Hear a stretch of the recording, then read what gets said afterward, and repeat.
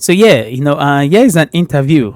Yeah, where Ricardo Banks is being interviewed by one of the hosts in Echo Room, the Echo Room podcast. You can go check it out on YouTube. It's a dope podcast, and it has lots of wonderful talents coming around for the interview. And here, I think you can sense that he regrets breaking out of Marvins Records. And yeah, hear it for yourself before I give you my own take. When you left Maven, like, how did you feel? Did you feel at the time that you were making the right decision, or you knew, you know what, I'm just gonna ride it out and see what happens? Because we don't see the end from the beginning, right? Yeah, we don't. You just want to leave. Was it a conflict situation? It wasn't a conflict situation. I was pretty young and pretty fixated on what I wanted to do. I wanted to leave. Anyway, my contract had ended 2 years prior. I signed a 3-year 2 years prior. Yeah, I signed a 3-year contract, and I allowed it to ride for another 2 years. So I was there for 5 years, not like reviewing the contract or anything. So when it was time, I thought I wanted to do this now. Right. I thought I could do it now. And, I just embarked on the journey. Like many people would view it premature. And as soon as I jumped into the sea as well, I realized how premature it was. And what's the best advice that you've ever gotten from Don Jazzy? I think it's one that it wasn't even an advice, it was just what he said. It's like, "Shall not go beat me." That's crazy. Yeah, they're not gonna beat me. Say, I go do what I want to do. I don't get it. I'm Big Don. Nobody go beat me. What you gonna do? What you gonna do? So it's just like, yo, you no go beat me, shot. That's crazy. Yeah.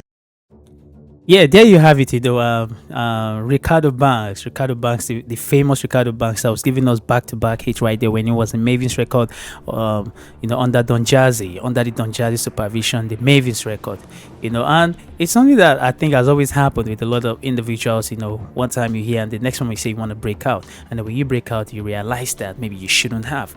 I think the record label is like a family, and the family keeps us stable, very much stable, but then it's like we do not notice it. We're like, man, I want to live on my own.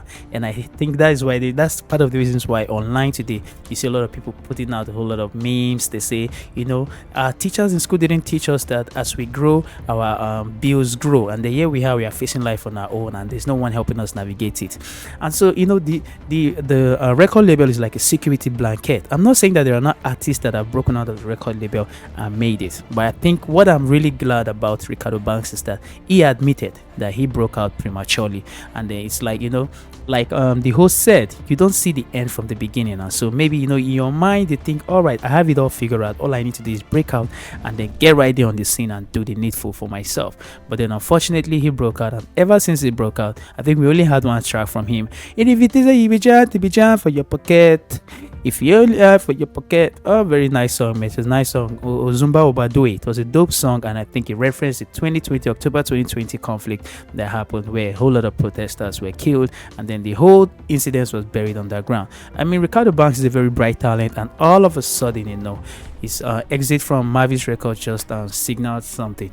I would like to say a pause, in his career, because I hope that eventually we'll get to see him come back and rise back to stardom and give us those hits that he already has inside of him. I think this is the same thing happened with Lighter. Lighter broke out of YBNL, and Olamide was like, fine, you can't go. I know him. He made his leave. Until date, we are yet to see Lighter, give us anything that's worth even listening to at all.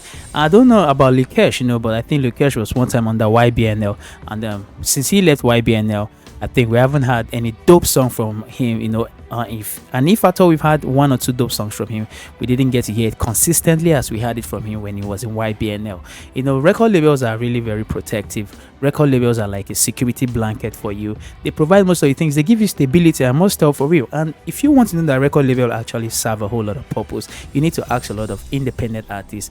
You need to ask a lot of underground artists who are yet to secure a record deal. They will tell you how much they face. I mean, record label provides good producers for you. They pay for the record stations and record studio sessions. They give you a house, they give you money, they give you food, they organize the shows. The only thing you need to do is go there, write the song and sing, and then every other thing is covered, to the transportation, to your welfare. All of those things are covered. It is true that sometimes we may tend to see that, oh, this is how much that is being realized from us, from all of the things. But what we fail to realize most of the times, like Don Jazzy once echoed us that, to sponsor one artist takes cost him up to 100 million budget. So if someone is spending 100 million just to build you, build you into a brand, a recognizable brand, I mean, they have to repeat. And so sometimes we tend to forget how much effort they put into these things, and we say we want to break out.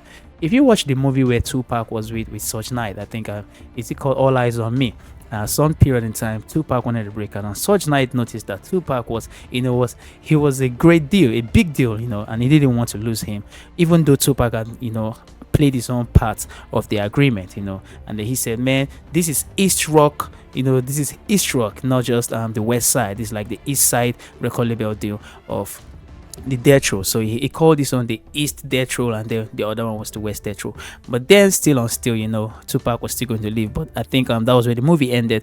But the point I'm making is that it is not usually easy to let an artist live like that. And then eventually when an artist leaves, sometimes, it affects the artist, because there are a lot of things the artist does not foresee, because already while he was in the record label, he was shielded from these things. I mean, I hope that a whole lot of independent artists can learn from this. I'm not saying don't be independent, but then when it's very much important to observe these things. Reekado Banks also broke out, I think, and ever since then, I mean, I've not heard from him.